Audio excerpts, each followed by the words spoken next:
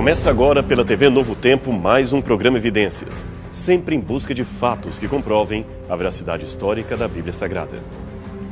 Hoje, provavelmente você acordou, tomou seu desjejum, saiu de casa e se deparou com um cenário extremamente comum aos seus olhos. Esse cenário é composto de carros, prédios, comércio e assim se desenrolam as atividades do dia a dia.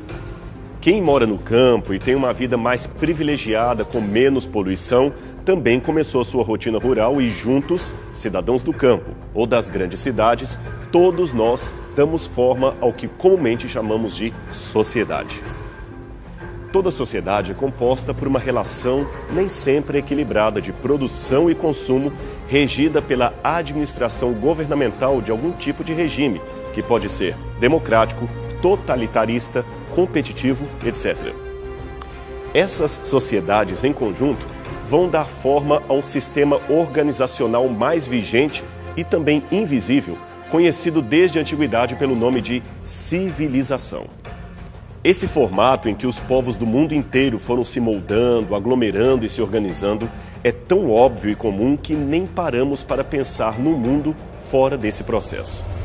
De acordo com a sociologia, civilização é sair do estado primitivo, civilizar um povo, instruir, polir, tornar civil e, de certa forma, até cortês. Isto é para justificar aquela expressão que diz fulano de tal é uma pessoa civilizada. Agora, de modo etimológico, a palavra civilização vem de civil, que por sua vez vem do latim civilis, relativo ao indivíduo que vive numa cidade. Aliás, cidade em latim é civita. E assim, civita veio a ser civil, que por extensão seria o próprio nome de cidadão. No programa de hoje, vamos procurar conhecer um pouco mais os remotos traços arqueológicos que nos permitem ir para o mais próximo possível do início daquilo que chamamos civilização humana. A Bíblia diz que tudo começou com a criação do ser humano e a implantação do paraíso do Éden no lado oriental do planeta. Então veio a desobediência às leis de Deus e com ela as consequências do que vemos no mundo hoje. Esta versão, é claro, é ridicularizada por muitas pessoas atualmente. Elas preferem, em seu lugar, aceitar a teoria de que o homem evoluiu a partir de formas primitivas até chegar ao estágio do Homo sapiens. Somente nessa fase, munido de maior capacidade craniana, o homem teve então condições de raciocinar, descobrir o fogo, fundar as primeiras cidades e, com ela, as primeiras civilizações da humanidade. Agora, indo direto ao ponto, entre criacionismo e evolucionismo, qual dessas propostas parece mais sensata? Qual delas seria realmente mais coadunada com o início da civilização humana? Em outras palavras, como tudo, afinal de contas, começou? Antes que você opte rapidamente pela proposta darwinista, afinal de contas, ela parece mais científica, mais racional, lembre-se que pesquisar as origens remotas da humanidade não é algo tão simples assim. Infelizmente, a enxurrada de tecnologia cinematográfica usada a favor do evolucionismo e também presente em filmes, documentários e museus do mundo inteiro, dá a falsa impressão de que a hipótese da evolução humana a partir de primatas é algo tão real que quase não permite espaço para dúvidas quanto aos modos como tudo ocorreu. Um detalhe ou outro pode até ser corrigido, mas a certeza de que a cena descrita neste quadro um dia aconteceu é um dogma para muitos cientistas. O homem descobriu o fogo e com ele surgiu uma nova era para a evolução da humanidade. Se olharmos a rigor, as evidências não são tão claras assim. Existe um grande espaço para o subjetivismo, a interpretação daquilo que se encontra em solo. Veja o caso dos fósseis humanos que são apresentados como evidência inquestionável da evolução. A maioria absoluta desses fósseis, que de acordo com o paleontólogo Marvin Lubenov totalizam um pouco mais de 6.000 exemplares, são fragmentos quase imperceptíveis de uma parte de mandíbula, de um osso occipital ou muitas vezes se resumem a um dente completamente isolado do restante do corpo, como este encontrado na Etiópia.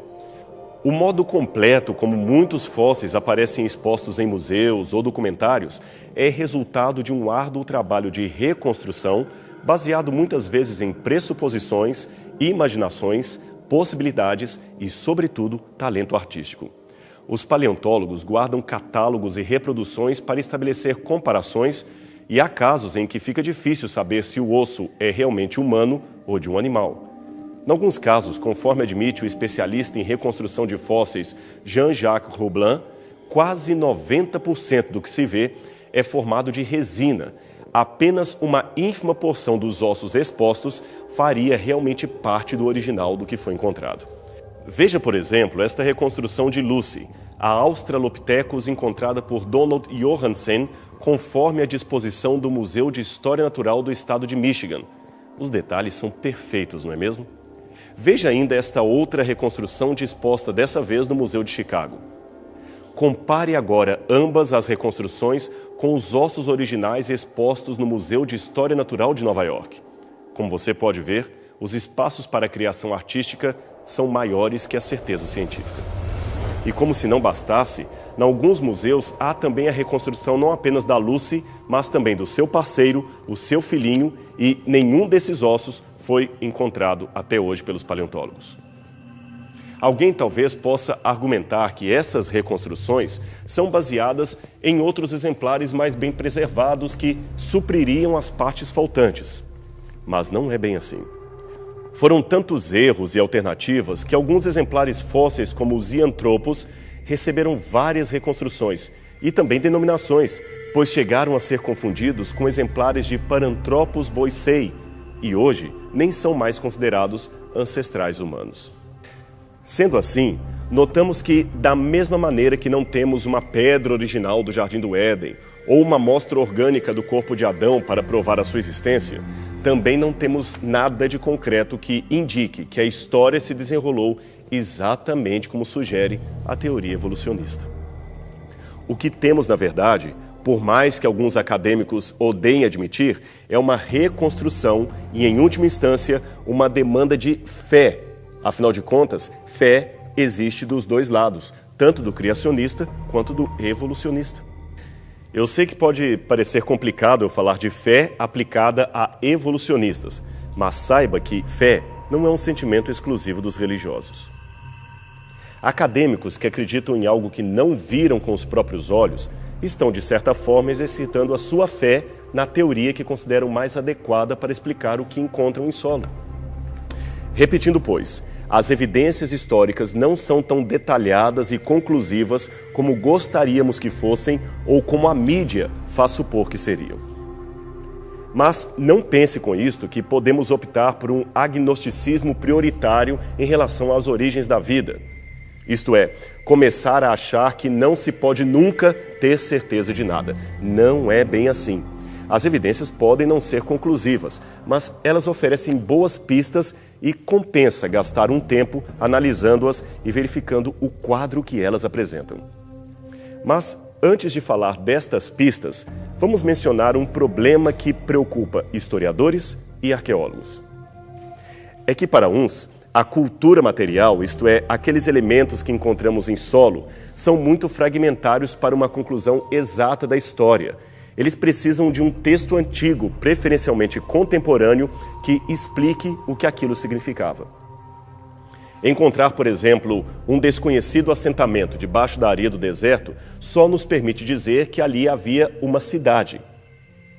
Agora, sem uma inscrição ou texto antigo encontrado nas redondezas, seria quase impossível dizer que cidade seria aquela, daí a importância dos textos antigos. Por outro lado, porém, rebatem os arqueólogos, os textos podem estar contaminados por linguagem ou propaganda política que geralmente oferecem uma impressão distorcida dos fatos.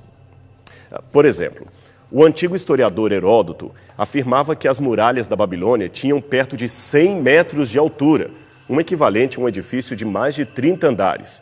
A arqueologia, porém, demonstrou que isto era um terrível exagero, e é óbvio que seria. Pois bem, a nossa proposta no programa de hoje é trabalhar com um método que correlacione ambas as fontes textuais e não textuais da história antiga, e assim uma poderá lançar luz sobre a outra. Eu vou explicar isso melhor para você. O que vamos fazer aqui é analisar em conjunto as evidências materiais encontradas em solo e os mais antigos textos da humanidade. E com isto, esperamos responder, ainda que hipoteticamente, à seguinte pergunta: o que os habitantes das primeiras civilizações da humanidade diziam quanto ao começo da raça humana? A importância desse exercício está em que aquele povo que viveu antigamente estava bem mais perto das origens do que nós. Veja, eles viveram no 3º milênio antes de Cristo e nós acabamos de entrar no 3º milênio depois de Cristo. São, portanto, quase 6.000 anos de hiato entre eles e nós. Ora, vale a pena então ouvir o que esse povo tinha a dizer e examinar as evidências que eles deixaram em campo. Quais seriam, portanto, os primeiros assentamentos da humanidade que poderíamos chamar de cidade e civilização? Quais foram os primeiros traços de escrita que eles deixaram? Muitos antes pensavam na China, no Egito e em Jericó para traçar os começos da humanidade. Mas hoje, a maioria dos acadêmicos aponta para a Mesopotâmia como sendo o berço da civilização humana. E foi ali que tudo começou, ou recomeçou, se entendermos que ali fundaram as primeiras cidades, porém com pessoas que chegaram imigrantes de outra localidade. A Mesopotâmia é uma região que fica no atual Iraque e contém uma geografia arqueológica de interesse mundial. O seu nome deriva de duas palavras gregas, meso, que quer dizer meio, e pótamos, que quer dizer rio. Logo, Mesopotâmia seria terra entre rios. Exatamente por causa dos dois rios, Tigre e Eufrates, que hoje compõem o cenário da região. A área em redor também é chamada de crescente fértil, exatamente por ter uma terra arável em meio a um deserto e disposta também no formato de uma lua crescente, delimitada entre os vales dos dois rios já citados, o Tigre e o Eufrates, que desembocam no Golfo Pérsico. A Mesopotâmia tem ainda duas regiões geográficas distintas. Ao norte, a Alta Mesopotâmia ou Assíria, uma região bastante montanhosa, deserta e com escassa pastagem, e ao sul, a Baixa Mesopotâmia ou Caldeia, muito fértil em função do regime dos rios que nascem nas montanhas da Armênia e desaguam separadamente ali no Golfo Pérsico. Como já dissemos, as primeiras cidades que surgiram ali foram fruto de um povo outrora nômade ou imigrante de outras regiões que resolveu se fixar no local, provavelmente por causa das condições férteis da região. Quando exatamente essas populações começaram a chegar é um assunto controverso. Alguns falam até do 6º milênio antes de Cristo, o que parece ser uma cronologia muito exagerada. De qualquer modo, sabemos que o surgimento da escrita e o desenvolvimento comercial das primeiras cidades locais se deu exatamente por volta do 3º milênio antes de Cristo. E aqui iniciamos então a nossa pesquisa. Mas antes disso, seria interessante contar um pouquinho de como aconteceu a redescoberta da Mesopotâmia. Mesmo sendo o berço da civilização, a região agora tinha se transformado num completo deserto. As cidades que ali existiram estavam completamente soterradas. A paisagem não tinha nada daquelas monumentais ruínas como as encontradas no Egito. Por isso, houve gente que até duvidou da possibilidade daquele lugar, hoje tão deserto, ter sido, em algum tempo, palco de grandes civilizações. As escavações na Mesopotâmia começaram numa época em que a arqueologia era marcada pelo colecionismo. Ou seja, os artefatos eram achados, levados para museus sem nenhuma preocupação acadêmica com o local onde foram encontrados e então faziam parte de coleções, às vezes públicas, às vezes privadas. A descoberta da Pedra de Roseta pelos soldados de Napoleão Bonaparte e os monumentos que os franceses e ingleses levaram para a Europa no final do século XVIII caracterizam muito bem esse período. E foi por esta mesma época que Claudius James Rich, um representante da Companhia das Índias Orientais, se interessou pelas antiguidades locais da região da Mesopotâmia. Ele visitou várias ruínas e fez algo que hoje seria um crime, mas naqueles idos não. Ele recolheu para sua própria coleção uma quantidade enorme de objetos, inscrições antigas, tijolos, tabletes de argila, cilindros com desenhos em baixo relevo e cerâmicas. Quando ele morreu, infelizmente vitimado por cólera em 1821, a sua coleção foi adquirida pelo Museu Britânico de Londres, onde permanece até hoje. Na época em que esses cacos de cerâmica chegaram em Londres, por volta de 1818, ninguém tinha ainda condição de ler ou decifrar o que aquelas misteriosas inscrições diziam. Algumas delas mencionavam explicitamente o nome de Nabucodonosor, rei da Babilônia, mas naquela época, quem poderia ter noção disto? De qualquer modo, ainda que o colecionismo seja hoje questionável, esta leva de materiais para a Europa acabou causando um grande enriquecimento da arqueologia na Mesopotâmia. Ela despertou o interesse também de outros pesquisadores que queriam conhecer melhor aquela região, não apenas por ser mencionada na Bíblia, mas porque também fora palco de importantes eventos da humanidade. Em termos bíblicos, foi na Mesopotâmia que aconteceu o chamado de Abraão e Sara, o erguimento da Torre de Babel e ainda a fundação das primeiras cidades surgidas após o dilúvio. Foram muitas as escavações iniciadas na região, usando os próprios nativos como operários, tradutores e guias. Eles, afinal de contas, estavam acostumados ao rigor do deserto e possuíam uma valiosa tradição oral. Aqueles beduínos contratados foram de grande ajuda para os arqueólogos europeus. Em pouco tempo, ruínas de grandes e antigos palácios começaram a aparecer em meio à terra e os cacos de barro. O local da antiga Babilônia acabou sendo um dos primeiros a serem reconhecidos por causa da tradição dos beduínos locais que, por séculos, chamavam aquele lugar de Il Babil ou Tal Babil, isto é, Montanha dos Escombros da Babilônia. A atenção de Rich concentrou-se posteriormente mais ao norte para uns montículos de terra, onde foram encontrados antigos relevos de pedra contendo cenas e inscrições, mas que, infelizmente, foram despedaçados pelos muçulmanos por representar ídolos dos infiéis. Este é o principal monte de terra visto por Rich nas cercanias de Mossul e que muito o impressionaram. Ele então resolveu explorar o sítio e documentar minuciosamente a sua escavação através de fotos e desenhos profissionais. Em poucos anos confirmou-se o que o próprio Rich já supunha. Aquelas eram realmente as ruínas da antiga cidade de Nínive, a capital da Assíria e local da pregação do profeta Jonas. Quem finalmente a descobriu, confirmando a sua identidade, foi o explorador Austin Henry Layard, que trabalhou 18 meses no local. Pena que a confirmação oficial do sítio só se deu após a morte de Rich, mas aquele foi um tremendo achado para a arqueologia moderna.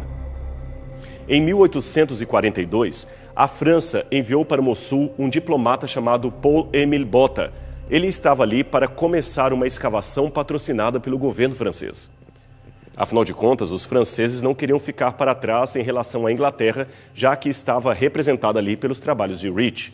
Paul-Émile Botta, cujo nome de nascimento era Paolo Emílio, era italiano, mas foi naturalizado francês e, com menos de 30 anos, já havia sido nomeado cônsul da França em Alexandria, no Egito.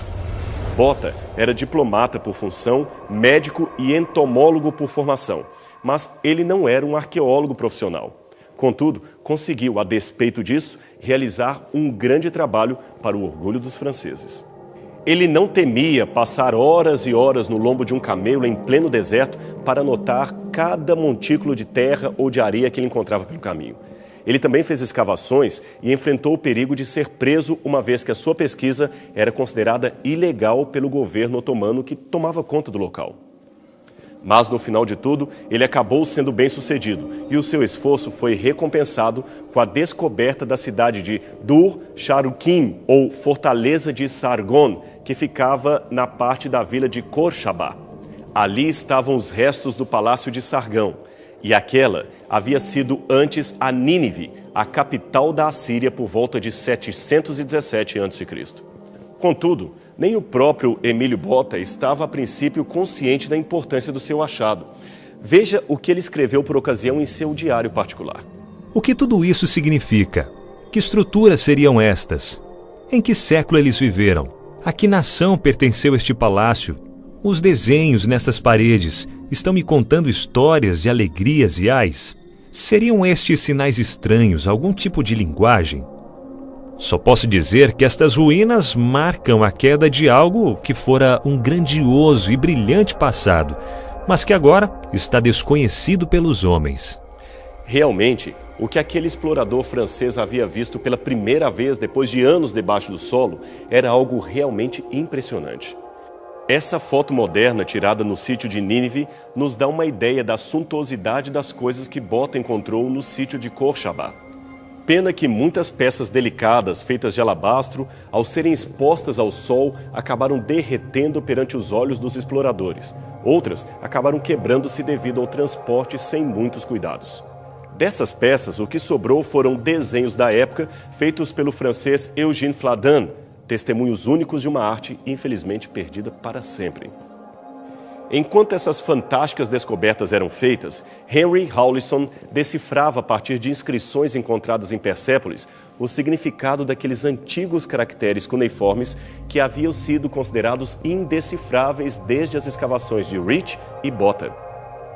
Mas agora, finalmente, as inscrições palacianas, os tabletes, podiam finalmente ser lidos e decifrados. E quando as primeiras traduções foram feitas, evidenciou-se a veracidade de muitas partes da Bíblia que os críticos haviam colocado em dúvida. Um exemplo estava nas inscrições que Bota havia descoberto em Khorshaba. Este foi um dos primeiros textos decifrados e ele trazia declarações amplas de várias conquistas feitas por Sargão II, o grande rei da Assíria. A questão é que, até a descoberta desses textos, os críticos tomavam passagens bíblicas como Isaías capítulo 20, verso 1, e negavam taxativamente a sua veracidade. Veja o que a Bíblia diz nesta passagem. No ano em que Tartã, enviado por Sargão, rei da Síria, enviado a Asdobe, e a guerreou e a tomou, neste mesmo tempo falou o Senhor por intermédio de Isaías. O curioso é que até essa época, nenhum outro texto antigo fora da Bíblia mencionava um rei chamado Sargão, e nem se sabia ao certo se realmente existia um império assírio no 8º século a.C. Logo, a Bíblia não poderia, segundo os críticos, ser considerada um genuíno relato histórico. Porém, as descobertas de Rawlinson, Rich, Layard e Bota silenciaram a tese dos críticos. E não foi só isso. Os registros encontrados também faziam menção de Samaria, de Omri, que seriam respectivamente a capital e o rei de Israel, diversas vezes mencionados no Antigo Testamento. Estes são apenas alguns exemplos de confirmações arqueológicas à historicidade do texto bíblico. Mas essa história não para por aqui. Ainda há muito o que contar para você sobre a fantástica redescoberta da Mesopotâmia e a sua importância para o entendimento da Bíblia Sagrada. No próximo programa, veremos como vieram à luz a descoberta das mais antigas cidades do mundo, datadas do 3º milênio a.C. E, finalmente, conheceremos a história que eles contavam acerca das origens da humanidade aqui no planeta Terra. No último programa Evidências, você pôde acompanhar conosco as primeiras escavações e a redescoberta da Mesopotâmia, o berço da civilização humana. No nosso programa hoje, vamos continuar a conhecer estas descobertas e também compreender as importantes revelações que elas trouxeram a respeito da origem da civilização humana e a veracidade histórica da Bíblia Sagrada. Como você viu, 4 nomes destacam nas primeiras escavações da Mesopotâmia: Claudius James Rich, Paul Emil Bota, Austen Henry Layard e Henry Rawlinson. Este, embora não tenha feito parte das escavações, ajudou na decifração de textos cuneiformes que os escavadores encontraram na região. As escavações por toda a parte não paravam. Equipes francesas, inglesas e alemãs disputavam cada parte de terra em busca de antigas cidades que revelassem detalhes do passado da humanidade. Aqui no mapa você vê a demarcação de uma localidade chamada Eridu. E aqui temos uma foto aérea desta mesma localidade. Como você pode ver, trata-se aparentemente de um simples monturo de areia e nada mais. Mas ali, debaixo de toda aquela areia do deserto, estaria na verdade um dos maiores centros urbanos da antiga Mesopotâmia. Eridu seria uma das cidades mais antigas, se não a mais antiga cidade da humanidade, que resultou no surgimento de outros importantes centros urbanos unidos por um avançado sistema de irrigação e agricultura. Em termos atuais, este sítio arqueológico de Eridu é um montículo de ruínas situado numa região atualmente chamada de Tal Abu Shaherim, que dista cerca de 22 quilômetros de Naziria e 24 quilômetros da ruína de Ur, a cidade onde viveu o patriarca Abraão. A rigor, existem ali não apenas um, mas 7 montículos que no passado faziam parte da mesma cidade. Eridu começou a ser explorada em 1854 pelo arqueólogo J.E. Thompson. Ele estava sob o patrocínio do Museu Britânico, que também financiou outras 3 etapas de escavação em 1855, 1918 e 1919. Ocorre, porém, que naquela época a arqueologia, principalmente a arqueologia europeia, era fortemente munida de um espírito colecionista. De modo geral, aquele que escavava fazia mais o papel de colecionador ou museólogo do que de um arqueólogo. É que o objetivo naquela época era lotar coleções particulares ou de museus das grandes cidades. Estes eram enriquecidos com peças antigas, muitas vezes extraídas de maneira irregular, pelos padrões modernos de escavação. Agora veja o que aconteceu. Enquanto outros sítios iraquianos ofereciam enormes relevos com inscrições cuneiformes, figuras entalhadas à mão ou enormes estátuas de valor inestimável, a única coisa que Thompson e outros exploradores puderam achar em Eridu foi apenas uma pequena elevação de adobe substancialmente erudita e compactada. Na época, não havia ainda as técnicas avançadas de localizar o local e seguir o traçado das paredes e muros como hoje se faz em arqueologia. Então o sítio se tornou desinteressante, perdeu o patrocínio e teve de ser abandonado. Até mesmo essa estátua de um leão majestosamente esculpido num granito negro que Thompson encontrou no local teve de ser deixada para trás por não terem dinheiro para um transporte adequado até Londres. Mas com o fim da Segunda Guerra Mundial, as coisas começaram a mudar no Iraque. O Império Otomano, depois de muitos conflitos com os mongóis, foi desmembrado e a decisão da Liga das Nações foi colocar um novo Iraque sob a tutela do Reino Unido. Isto, é claro, fez eclodir uma guerra pela independência do país. Então, finalmente, em 1945, aí já havia passado a Segunda Guerra Mundial, a era colonial da arqueologia teve o seu basta. E o novo Iraque, agora um país independente, tinha condições e regras claras quanto às antiguidades encontradas em seu território. Para isto, eles criaram a Diretoria Geral de Antiguidades Iraquianas, que funcionava junto ao governo para legislar sobre a arqueologia no local. Dentro dessa nova realidade, o abandonado sítio de Eridu voltou a ter importância para o recém-criado Estado do Iraque. É que eles queriam agora descobrir a sua linha genealógica conectada aos mais antigos fundadores da civilização humana. Assim, eles poderiam acentuar a sua importância no cenário mundial. Afinal de contas, eles mesmos, os iraquianos, vinham de um interminável processo de opressão otomana e também da opressão europeia. Mas agora, na condição de um país livre, eles queriam descobrir as suas raízes e a continuidade de sua cultura local. Foi também significativo que o governo oficialmente muçulmano desse patrocínio para escavar em um sítio pré-islâmico. E isto foi muito bom para o conjunto das pesquisas. Os trabalhos, então, em Eridu recomeçaram em 1946 e tiveram como diretor um arqueólogo iraquiano por nome Fuad Safar. Como ele não era muito experiente, contou com a técnica arqueológica do britânico Selton Lloyd, que atuava como conselheiro de campo. Em pouco tempo, o sítio revelou ser a representação de uma das mais recuadas épocas de habitação humana na região da Mesopotâmia. Aliás, ali não era apenas a origem da civilização mesopotâmica, mas da civilização humana de um modo geral, especialmente no Oriente Médio. Em pouco tempo, começaram a aparecer fragmentos de cerâmica, vasos, estátuas e uma boa quantidade de inscrições cuneiformes desde os primeiros estágios da formação da escrita. Foi exatamente ali, naquela vizinhança, que os sumerianos inventaram a escrita a partir de traços cuneiformes que hoje podem ser decifrados por especialistas em paleografia. A equipe arqueológica de Eridu começou os trabalhos de escavação pelo topo da colina, aonde havia traços de um antigo edifício composto de maciças paredes e vários degraus de uma enorme escada. Aquele era realmente o resquício do que fora outrora um edifício monumental, mas que agora jazia escondido por debaixo de uma colina de areia. Aqui você pode ver uma parte da parede externa de tijolos sobressaindo-se sobre a terra. Nesta outra foto, vemos o topo com um fragmento da antiga escadaria.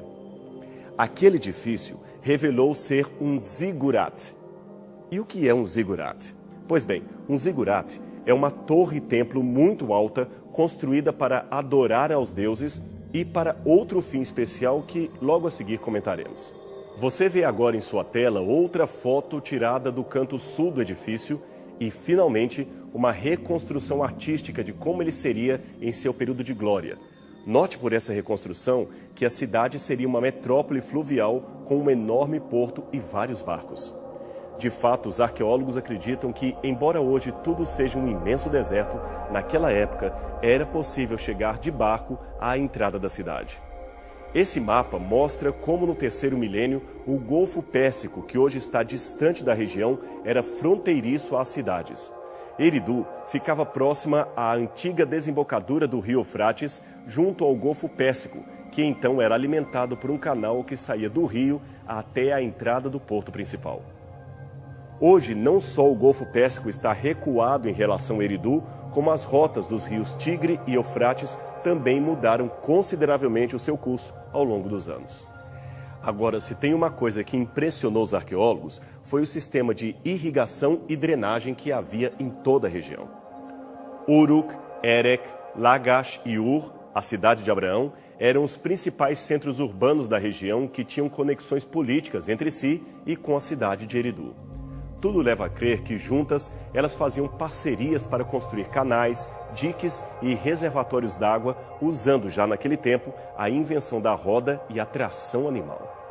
Os monarcas dessas cidades também construíam templos de elaborada arquitetura que serviam como centro político, econômico, administrativo e religioso. Eridu era uma boa síntese das crenças que havia na região e aqui destaca-se a importância do seu zigurat, isto é, da sua torre-templo e também das demais 31 torres sagradas que havia em várias partes da Mesopotâmia. O zigurat de Eridu fazia parte de um complexo de 16 ou 18 ocupações.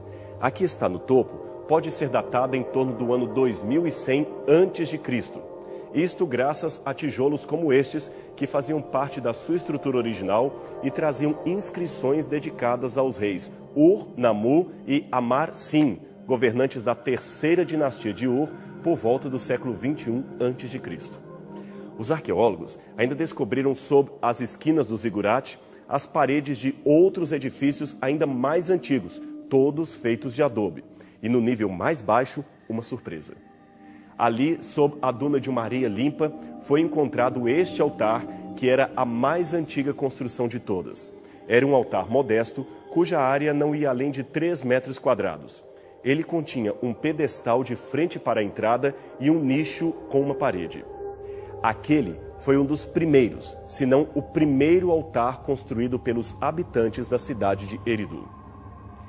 E como é curioso notar a sua semelhança com outros altares que a Bíblia registra como tendo sido construídos sob a ordem de Deus para sacrificar cordeiros em referência ao Messias que haveria de vir. A Bíblia diz que a edificação de um altar e sacrifício foram as primeiras coisas que Noé e seus filhos fizeram logo após saírem da arca sobrevivendo ao grande dilúvio. E na sequência do Gênesis, essa atitude de construir altares em sacrifícios foi perpetuada em várias gerações. Novamente, é interessante notar que o santuário de Eridu começa com um altar e todos os demais edifícios culticos que se seguiram até a construção da torre-templo também ocupam o mesmo lugar. O novo edifício era praticamente uma reconstrução do edifício anterior, aproveitando as suas paredes, os seus alicerces. Foram, portanto, séculos de edificações sobre a mesma elevação até ao ostracismo completo da cidade por volta do ano 600 a.C. Aliás, é interessante ainda que, de acordo com o léxico sumeriano produzido por John Halloran, na escrita antiga da linguagem sumeriana, o mesmo pictograma ou sinal usado para expressar curral de ovelhas era também frequentemente usado como metáfora para representar um templo ou santuário. E esse achado arqueológico, juntamente com a narrativa bíblica, corroboram com a explicação desse fenômeno. os altares foram os primeiros santuários e o sacrifício de cordeiros a mais antiga forma de culto de que se tem notícia. E quanto às histórias que encontramos em Eridu, o que eles diziam a respeito de suas próprias origens e da origem da humanidade? Bem, antes de responder a essa pergunta, é importante lembrar que, ao falar de Eridu, estamos também falando de várias cidades e assentamentos que foram fundadas ao longo da antiga Mesopotâmia. Portanto, não se trata de uma tradição apenas local, mas de toda uma região que ali se assentou, vindo, é claro, de outro lugar. Por isso, algumas histórias foram encontradas também em Uruk, Nippur, Ur e outros sítios arqueológicos da região. E é importante mencionar que, por centenas de anos, Eridu continuou a existir como um centro religioso ou cerimonial de toda aquela parte sul, até ser eclipsada por Ur, que rapidamente cresceu em tamanho. Mas isto é uma outra história. Agora, indo direto aos mitos mesopotâmicos, pelos textos encontrados em Eridu e outros sítios como Nippur, descobrimos que, de acordo com os antigos habitantes locais, 5 cidades foram fundadas antes do grande dilúvio que cobriu toda a terra. Veja, não é apenas a Bíblia que menciona um dilúvio universal. Os primeiros documentos produzidos pela humanidade também falam desta terrível inundação da qual sobreviveram apenas algumas pessoas para repovoar o planeta. E você se lembra das torres-templo ou zigurates que mencionamos anteriormente? Pois bem, a descrição encontrada em várias tabuletas sumerianas fala que, dentre os motivos para a construção dessas torres tão altas, além da adoração aos deuses, estava o claro desespero de escapar de um possível segundo dilúvio. E você não precisa ser um exímio conhecedor da Bíblia para reconhecer aqui um traço do episódio da Torre de Babel. De fato, aquele povo estava cronologicamente perto da memória daqueles que sobreviveram à catástrofe e, por isto, tinham tanto medo de que ela se repetisse. De acordo com este tablete sumeriano que aparece em seu vídeo, depois que as cidades e reis foram criadas, os deuses decidiram destruí-los por meio de um dilúvio. Aí, continua a história, um homem chamado Ziusudra, que pertencia à cidade sagrada de Eridu, foi instruído pelo deus Enki a construir um barco e assim sobreviver às águas abismais. Depois de salvo, ele ofereceu um sacrifício aos deuses Anu e Enlil. É curiosa a semelhança dessa história com a narrativa bíblica, não é mesmo? Das cidades fundadas antes do dilúvio, a primeira, segundo o mito sumeriano, seria justamente a cidade de Eridu. Agora, aqui é preciso apresentar 2 possíveis interpretações para o mito. Muitos assiriologistas pensam que aquela Eridu em que os mesopotâmicos moravam seria, segundo a sua crença, a primeira cidade sagrada fundada pelos deuses. Mas é possível apresentar uma interpretação alternativa segundo a leitura sequencial dos mitos. Essa alternativa propõe que a cidade sumeriana de Eridu não era a primeira cidade fundada no mundo, mas tinha o mesmo nome dela. E se assim for, o que os antigos habitantes queriam dizer é o seguinte: os seus ancestrais haviam saído de uma antiga cidade sagrada chamada Eridu, que fora fundada antes do dilúvio, mas que agora não mais existia. Portanto, em memória a esta cidade de seus ancestrais, eles fundaram uma nova cidade com o mesmo nome, como aliás fizeram muitos imigrantes ao colonizarem uma nova região. No Brasil, por exemplo, figuram muitas cidades com nome de cidades europeias, como Nova Trento, Nova Hamburgo, Nova Friburgo, Nova Venécia, etc. Agora, o mais interessante é que, embora a etimologia de Eridu ainda seja desconhecida, muitos acadêmicos apostam na certeza de que Eridu viria da mesma raiz da palavra hebraica Éden. Aliás, dentre esse mesmo conjunto de vocábulos antigos encontrados nos tabletes cuneiformes, as palavras Edim e Edenu também aparecem para referir-se a um jardim original no qual os deuses estavam. Agora veja, Edim, Edenu, Éden, Eridu significam todas paraíso, planura ou lugar abundantemente regado. Parece vir realmente de uma mesma raiz. Isso também explicaria por que os 2 rios que margeiam a região, coincidentemente, recebem nomes que aparecem também no Gênesis, eles são chamados com o nome de 2 dos 4 rios que saíam do Éden, a saber, o Tigre e o Eufrates. Mas as semelhanças continuam. Os moradores de Eridu ainda mantinham esta lista de reis que, de acordo com eles, governaram o mundo antes do dilúvio. E estes tinham uma expectativa de vida simplesmente assombrosa, exatamente como diz a Bíblia. Mas esta expectativa reduz dramaticamente na lista à medida que aparecem aqueles que vieram depois do dilúvio. Eles também se referem aos pré-diluvianos como sendo Anunnakis, isto é, gigantes que povoavam a terra. E dentre eles havia um dos primeiros reis mencionados que tinha o nome de Adapa ou Adamu. Este fora um importante monarca de Eridu da época pré-diluviana e a essa altura você já deve ter percebido a incrível semelhança fonética entre Adapa ou Adamu e o nome hebraico Adam, que nós traduzimos em português por Adão. A sua tradição também afirma que a humanidade fora criada por Enki a partir do pó da terra e que ele soprou no primeiro boneco de barro humano o seu fôlego de vida, de modo que este se tornou um ser vivo. Mas os homens, e principalmente Adapa, não foram criados imortais. Não, eles eram mortais em sua geração. E se você observar bem a sua Bíblia, vai perceber que Adão também não foi criado imortal, mas sim candidato à imortalidade mediante a obediência. E ele também foi criado do pó da terra e recebeu o fôlego de vida que o tornou alma vivente. De fato, as semelhanças entre esses mitos e o Gênesis são algo muito impressionante. Nessas imagens, você vê alguns tabletes cuneiformes seguidos de vários selos cilíndricos antigos e impressões de argila que contam e ilustram estas e outras histórias mesopotâmicas que mencionamos. Numa delas, Adapa comparece perante os deuses para ser julgado, pois ele havia cometido uma falta. Ele então é questionado por um dos deuses sobre o fato de ter se recusado a comer o alimento proibido que lhe daria o conhecimento pleno e a vida eterna, tal qual a serpente também propôs ao casal adâmico na versão do Gênesis. Os sumerianos também tinham entre os seus muitos deuses a adoração de um ser que ora era figurado na forma de uma serpente com patas e asas, noutra forma como um dragão. A esse dragão ou serpente eles davam o nome de Nin-Gish-Zida, que quer dizer a senhora da árvore agradável. Ora, e que árvore agradável seria esta, senão a árvore do conhecimento do bem e do mal? Afinal de contas, se você ler Gênesis capítulo 3, verso 6, verá que ali a Bíblia descreve uma árvore proibida, mas como sendo ao mesmo tempo boa para se comer, agradável aos olhos e desejável para dar entendimento. Aqui nós temos uma taça volitiva encontrada em Lagash, perto da cidade de Ur.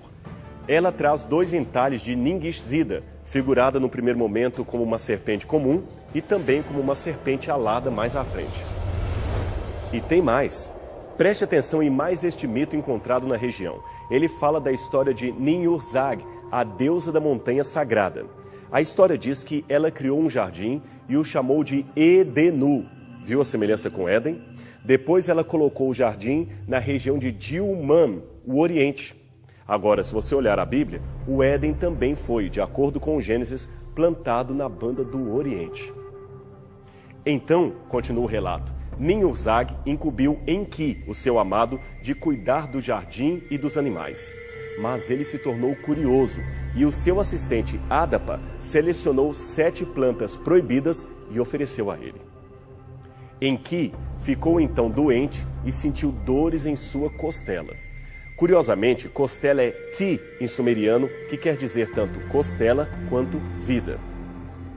Outros deuses então convenceram Nin-Urzag a revelar a questão, e ela então criou Nin-Ti. Nin significa senhora e Ti, costela. Nin-Ti, senhora da costela. Ela foi criada para curar Enki e dar-lhe a vida. De acordo com a Bíblia, Eva também foi criada da costela de Adão para curar-lhe da doença da solidão, se podemos dizer assim. Agora, num dicionário hebraico qualquer, você encontrará esta informação. A palavra Eva, em hebraico, significa vida. Antes do achado desses relatos que eu mencionei, os críticos da Bíblia diziam que aquelas histórias eram inventadas pelo autor sagrado. Agora, uma vez que a arqueologia trouxe à lume uma enxurrada de evidências escritas séculos antes da Bíblia para tornar claro que aquela história não era um mito explicado ou criado pelo autor da Bíblia, eles mudaram seu argumento. Hoje, eles dizem que a Bíblia plagiou tais relatos e os apresentou apenas numa roupagem judaica. Nesse caso, as escrituras seriam, segundo os críticos, apenas um reflexo cultural da antiga cultura mesopotâmica. Ora, é claro que existem incríveis semelhanças entre a Bíblia e estes textos mais antigos, como nós mostramos para vocês. Contudo, existem também diferenças marcantes entre esses relatos e a versão bíblica. Afinal de contas, embora todos possam estar ecoando uma tradição comum, o prisma de cada livro é essencialmente diferente um do outro. E isto, por si só, mostra que a Bíblia não pode ter se valido primariamente desses tabletes a fim de produzir a sua própria versão da história. Vejamos. Em primeiro lugar, é notório que o politeísmo é a coluna mestra do arrazoado desses autores mesopotâmicos, mas a Bíblia é clara em falar da devoção de um único Deus. Se o autor do Gênesis estivesse plagiando aqueles mitos da região, ele não começaria dizendo, no princípio criou Deus os céus e a terra, mas sim, no princípio, criaram as divindades, o céu e a terra, diferentes deuses. Ou, melhor dizendo, ele nem mencionaria a terra como objeto de criação de Deus, pois, segundo os sumerianos, esta terra já existia junto com o universo bem antes do nascimento dos deuses.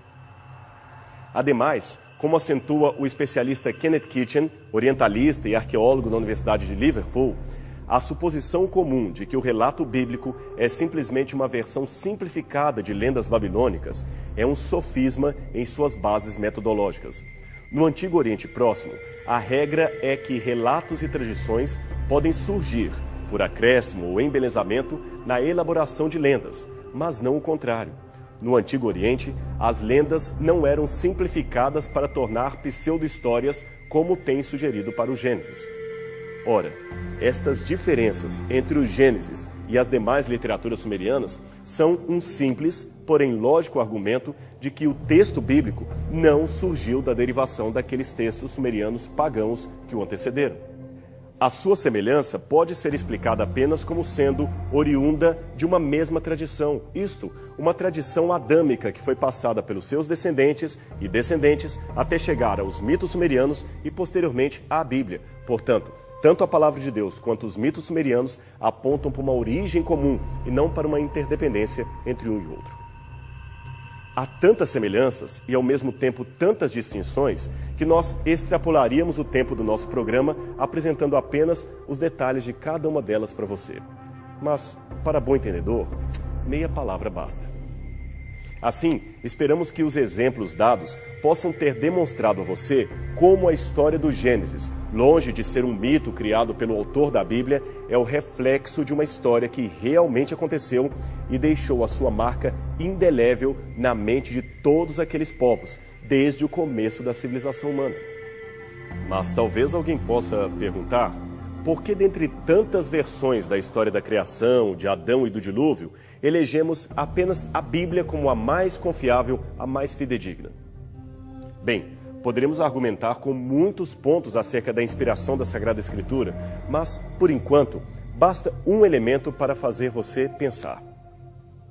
É o seguinte, pergunte por aí quantas vidas já foram transformadas pela leitura dos mitos sumerianos ou babilônicos. Quem teve uma verdadeira experiência de conversão ou abandono de velhos hábitos escutando a história de Adapa ou o heroísmo de Ziusudra? Se houver hipoteticamente alguém que tenha sua vida transformada pela leitura dos mitos sumerianos, se houver, esta será uma pessoa rara. Agora, por outro lado, procure descobrir quantos já tiveram a sua vida mudada para melhor pelo simples fato de lerem a Bíblia e aceitarem a mensagem de salvação que ela apresenta. O número será realmente incalculável. A Bíblia Sagrada, portanto, é um livro que transforma vidas. E vida realmente transformada pelo poder salvador de Deus é um argumento que nem maior dos céticos poderá refutar. Você não concorda comigo? Eu espero que a sua vida seja todos os dias também transformada pela leitura deste livro e pela mensagem que ele apresenta. E nós vamos ficando por aqui, mas semana que vem temos outro encontro aqui na TV Novo Tempo para mais um programa Evidências. Até lá!